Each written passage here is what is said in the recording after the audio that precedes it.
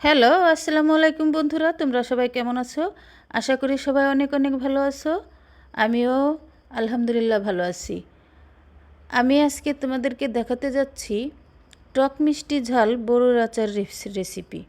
তো আমি প্রথমেই কিছু পাঁচ ফোড়ন আর শুকনো মরিচ ভেজে নিয়েছি।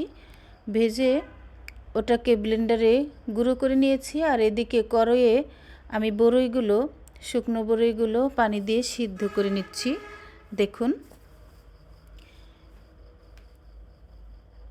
ভালো মতো সিদ্ধ করে নিয়ে তারপর আমি একটা চালনির মধ্যে তুলে নিচ্ছি, যাতে এর গায়ে পানি লেগে না থাকে।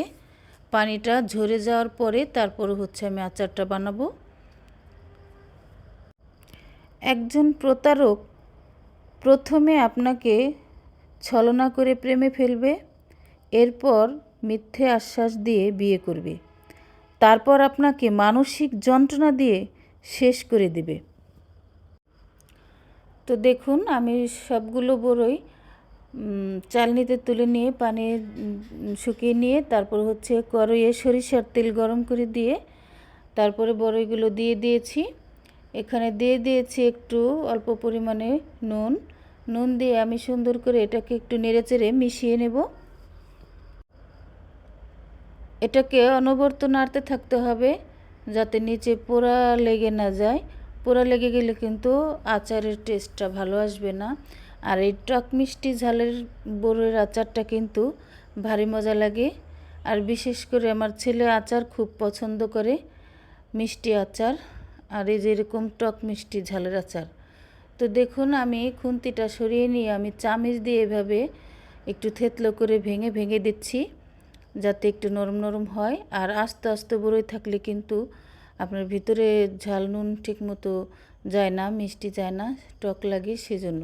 তো আমি এই পর্যায়ে দিয়ে দিচ্ছি পর্যাপ্ত পরিমাণে চিনির মিষ্টিটা আপনারা আপনাদের প্রয়োজন মতো বুঝে শুনে দেবেন। তো এখন আমি আরেকটু নেড়েচেড়ে নিচ্ছি। চিনিটা দিয়ে আমি নেড়েচেড়ে, চিনিটা দেওয়ার পর কিন্তু একটু নরম হয়ে আসবে, তো সেটাকে একটু শুকিয়ে নেবেন।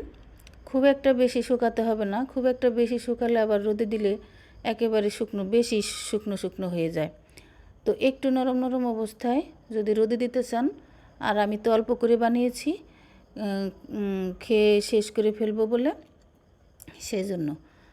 তো দেখুন, চিনি দেওয়ার পর এই যে আমি গুঁড়ো করে রেখেছিলাম পাঁচ ফোড়ন আর শুকনো মরিচ, আমি একসাথে এটাকে দিয়ে দিয়েছি এর মধ্যে। এখন আমি নেড়েচেড়ে সুন্দর করে আর একটু মিশিয়ে নেব। এই নাড়তে নাড়তে যতটুকু জাল হয়, যতটুকু পানি শুকায়, ততটুকুই ভালো।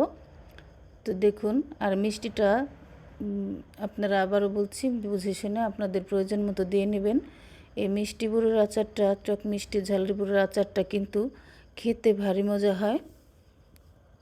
বন্ধুরা, আজ তাহলে পর্যন্তই। পরবর্তী নতুন কোনো ভিডিও নিয়ে হাজির হব আপনাদের মাঝে। সে পর্যন্ত আপনারা সবাই ভালো থাকবেন, সুস্থ থাকবেন। আল্লাহ হাফিজ।